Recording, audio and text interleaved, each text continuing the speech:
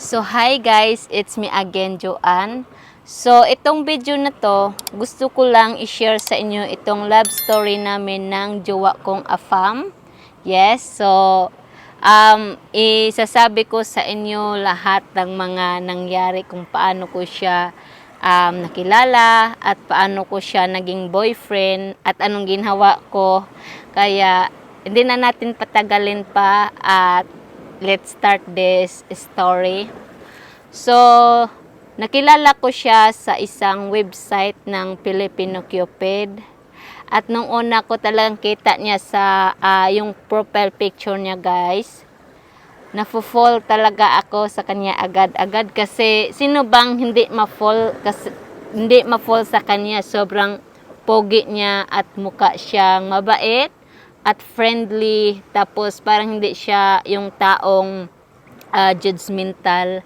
Kaya kung nag-text ako sa kanya agad-agad, hindi ko na nga binasa yung mga info kung anong gusto niyang babae. Basta nag-text lang ako sa kanya at sabi ko sa text ko na hello, how are you? How was your finding, girl? So, hindi pa nga siya nag-reply sa akin. Siguro mga ilang minuto or 2 oras ata yon. Nag-reply na siya sa akin at sabi niya, he's good and he is still finding pa daw. So, ako, kinikilig kasi sino ba naman na yung taong gusto mo, kanang naghahanap pa rin siya hanggang ngayon. Kaya sabi ko sa kanya na pag gusto mo pa akong kausapin, ito yung number ko, i-text mo lang ako sa WhatsApp, ganon sabi ko. Tapos ilang minuto lang, nabasa na niya yung message ko, tapos hindi siya nag-reply. Kaya naging sad din ako noon kasi akala ko may pag-asa, 'di ba? Kasi single pa din siya, ganon. At hinayaan ko na lang siya na hindi na lang ako nag-text pa ulit sa kanya kasi siguro hindi niya ako type kaya hindi siya nag-reply sa akin. So hinayaan ko na lang. Pagkatapos noon, matutulog na sana ako. Biglang may nag-text sa akin sa WhatsApp at hindi ko yon in-expect na siya yon. Kasi meron kasing ibang tao na magte-text pa rin sa akin. Yung tipong taong ite-text ka lang pag bored na, 'di ba? Tapos maya wala na din ulit, ganyan. So hindi ko yun in-expect na siya. At nung nabasa ko yung text na yun, sabi dun sa text na hello, ako nga pala yung guy na nakausap mo sa Filipino Cupid at nakalimutan daw niya yung pangalan niya kaya sinabi niya na yung guy na may kasamang lizard daw. Kaya na so naalala ko siya kaya ikaw pala. Kaya then sabi niya na sorry na hindi ako nakapag-text sa'yo agad kasi nasa work daw siya. Ngayon daw, na naka-text siya dahil lunch break daw niya. Tapos, balik agad sa trabaho. Kaya sabi ko sa kanya, okay, hindi ko gusto na makadisturbo ako sa trabaho mo. Kaya, siguro mamaya na lang tayo mag-usap. Sabi ko. At sabi naman niya na okay lang daw. Re-reply lang daw siya pag may time. Ganon. At sabi ko na, wag na, mamaya na lang talaga kasi gigising ako para sa'yo. Sinabi ko pa yun. Tapos sabi niya, okay. Tapos pagdating ng 3 AM, tinext ko siya agad-agad. Tapos nag-reply naman siya. At tinanong ko kung how was his work, ganon. Charot. Kaya sabi naman niya na okay lang daw. Tapos ikaw na. Sabi niya, ikaw, kamusta? Ganon. So, sabi ko sa kanya na okay lang. Tapos nagtanungan na kami kung anong tipong lalaki ang hinahanap ko. Sabi ko naman sa kanya na yung lalaking mamahalin ako, tatanggapin ako, ganon. At mabait, ganon. Sabi ko, ikaw, anong hinahanap mong babae? At sabi naman niya na yung babaeng mapagmahal, tapos caring daw, tapos ano ba yan? Yung parang family oriented daw, ganun. Tapos, okay. Tapos, ang dami na naming topic na napag-usapan. Hanggang umagahan, ay, nag-ano na, sinabi ko na yung nararamdaman ko. Sabi ko sa kanya na gusto kita. Tapos ganun, ako yung unang nagsabi ng totoo na gusto ko siya. Kaya sabi niya na gusto kitang kausap pero hindi pa daw siya ready sa relasyon, kaya naging sad ako. Tapos sabi ko na lang sa kanya na, sige, take your time, pag-isipan mo. Tapos hindi na ako nag-text sa kanya, ganun. Kaumagahan, nag-text ulit ako sa kanya. Sabi ko na, so ano na yung decision mo? Kapag decision ka na ba na ganun? Tapos sabi niya na, hindi pa daw kasi siya sure. Kasi gusto niya i-sure bago siya makipagrelasyon, di ba, ganun. So, sabi ko, okay, sir, sabi ko pa, sir. Tapos, nag-text naman ako sa 3 AM kasi ganun na yung anuhan namin eh. Kaya, sinabi ko sa kanya na, siguro, hihinto na ako sa pag-text sa'yo kasi hindi ko na kasi mapigilan itong nararamdaman ko, sabi ko sabi ko sa kanya. Yeah, ayun, tumawa siya. Tapos sabi niya sa akin na gusto naman kita, sabi niya. So anong gusto mo daw? Sabi niya sa akin. Sabi ko na maging girlfriend mo ako. Tapos sabi niya, and then, ano talaga gusto mo? Sabi ko sa kanya, sige, ligawan mo ako para maging girlfriend mo. Tapos sabi niya, okay. Sabi niya, Joanne, can you be my girlfriend? Tapos, ako'y sa'yo, ikaw sa akin. Ganon. Parang ganon yung text niya, kaya kinikilig ako. So, ayun, nag-iusap na kami palagi sa tanghali hanggang gabi. Tapos, sa madaling umaga ulit kami mag-usap. Ganon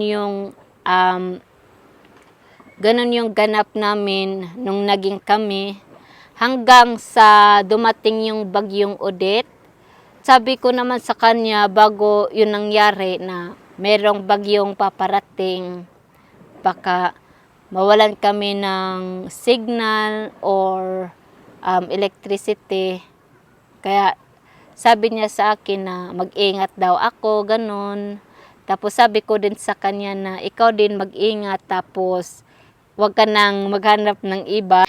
Ayun na nga, sinira ni Odette yung electricity, tapos yung signal. Kaya hindi na ako naka-text sa kanya. At that time, inisip ko na, what if maghanap siya ng iba? Diba? Kasi hindi na ako nakapag-text sa kanya. Ayun yung naramdaman ko. Pero sabi ko naman, Lord, ikaw na bahala. Pag kami, di kami. Pag hindi, hindi. Ganon. Tapos, makalipas ng 5 araw ata yon. Meron kasing taong nagsabi na meron daw signal doon sa sa Padre Burgos daw. Kaya sinabihan ko yung mama ko na gusto kong pumunta doon para makausap ko siya, ganon. Tapos sorry. Tapos ayun, kinausap ko yung uncle ko na pupunta kami at pumayag naman siya. Kasi sabi ko naman sa kanya na ako na bahala. So ayun, naging masaya ako kasi sa wakas, sa 5 araw, di ba, hindi ko siya makausap ko siya ulit. Tapos ayun, nakarating na kami doon. Tapos pagbukas ko sa data ko, merong text meron akong text na natanggap galing sa kanya. Sabi niya na kamusta daw ako, kung okay lang ba daw ako, ganon. Hindi na daw siya makapag-focus sa trabaho niya kasi yung isip niya daw nandito na sa akin. Charot. So, kinilig naman ako. Tapos, nag-text ako sa kanya, hello, ganon. Okay lang ako, okay lang yung pamilya ko.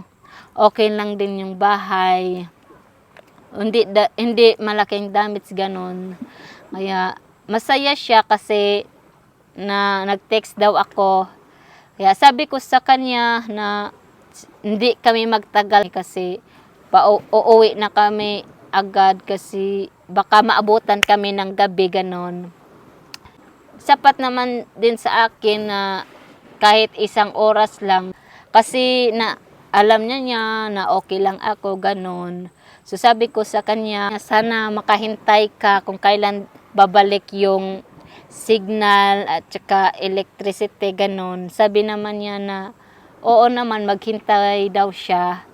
So nung pag-uwi namin, gabi na yon, ay merong kapitbahay na nakapagsabi sa akin na meron na daw signal, mas malapit pa sa lugar namin, kaya naging masaya ako. Tapos pagkaumagahan, pinuntahan ko pa talaga para maging kung totoo ba or hindi. Dinala ko yung cellphone ko. Tapos, ayun, meron talagang signal. Kaya naging masaya ako. Kaya tinext ko siya. Sabi ko, masaya ako dahil meron ng signal. Malapit lang sa amin, hindi malayo. Kaya okay lang sa akin na araw-araw ako pupunta dito para lang maka-text ka. So, masaya din siya na sinabi ko yon. Tapos, hindi nga nagtagal kasi umaga na, tapos kailangan niya matulog. Tapos umuwi na ako. Tapos pagkatanghalian ata, paggising ko kasi natulog ako. Paggising ko, sabi ng mama ko na meron daw signal dito na daw sa dagat, sabi ng mama ko. At sabi ko naman, hindi nga, sabi ko, hindi ako naniwala sa kanya. Kaya sabi niya, sige, puntahan mo para malaman mo. Kaya pumunta ako agad-agad, hindi na ako nakahilamos, tumakbo ako. Tapos, pag ganyan ko, meron talagang signal, kaya naging happy ako, ganon. Kahit hindi siya malakas na signal, at least makasend man lang ng message sa kanya, ganon. So, yun, araw-araw na din kami ulit magka-text, pero sa gabi hindi kasi alam niyo naman, gabi. So, ayun, sa tanghali lang hanggang hapon, tapos umaga.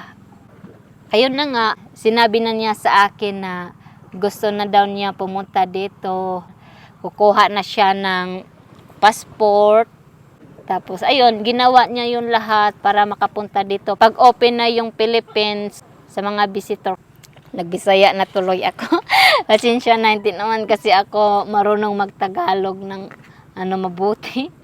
So, sana maintindihan niyo pa rin yung mga sinasabi ko. So, ayun na nga, sinabi niya sa akin na gusto daw niyang bumisita dito at gusto niyang makasama niya ako. Kaya, sabi niya na humanap ka ng matitirhan natin. Kasi alam niya kasi na hindi ako vaccinated. At that time, hindi ako pwede makapunta kung saan-saan, ganon. Kaya naghanap ako. At nung nakita ko yung bahay, sabi ko, familiar to ah. So, inopen ko yung link na yon. Tapos, nakita ko na, ito, alam ko tong bahay na to, malapit lang talaga. Kaya, sinend ko sa kanya yung link ng bahay. Tapos, nagustuhan naman niya. At pagkaumagahan, sabi niya sa akin na gagawa daw ako ng account sa Airbnb. Sabi ko, bakit? Sabi niya, kasi nag-book na ako sa bahay na yun at gusto ko na i-invite kita. Tapos, ayun, gumawa ako. At yun na nga, set up na lahat yung pagkikita namin. Punta na tayo sa araw ng pagkikita namin. So, sinundo ko siya sa Hilongos kasi gusto niya kasing sumakay ng ferry boat. si Boto Hilongos, kaya yon. So, yun na nga, nag-text siya sa akin, sabi niya in 10 minutes daw lalabas na siya sa ferry na sinakyan niya. Kaya ayun, naghintay ako sa labas. At yun na nga, yung mga tao nagsilabasan na, tapos naghintay lang ako doon. Mga ilang minuto, nag-text siya sa akin na nagtanong kung saan daw ako kasi hindi niya ako nakita. Kaya sabi ko sa kanya na ako na yung lalapit sa iyo. Kaya ayun, nilapitan ko siya at niyakap ko at umiyak ako that time, guys, kasi hindi pa rin kasi ako makapaniwala na nagkikita na kami. Kaya sabi niya sa akin na kanang bakit ka umiiyak, ganun. Sabi ko, yan yung naramdaman ko, gusto ko lang iiyak. So sabi niya, okay, I understand. Nakiusap ako na pwede ba na yakapin mo lang ako hanggang sa may kotse. Kasi marami pa kasing tao na nag-stay kasi meron pang hinihintay, ganun. So ayaw ko na makita nila akong umiiyak. So, sabi naman niya na okay. So, yun na nga ang nangyari sa first meet namin ng jowa ko. Before I end this video, gusto ko lang sabihin sa inyo to, sa mga taong gustong magka-affam na be patient lang, katulad ko, naghintay lang talaga ako na ibigay ni God. Kasi alam ko, ibibigay din yan sa inyo. Tapos, di ba sabi nila, pag may tiyaga, may nilaga. So, I hope you enjoy this video. And don't forget to subscribe me, guys. And bye-bye!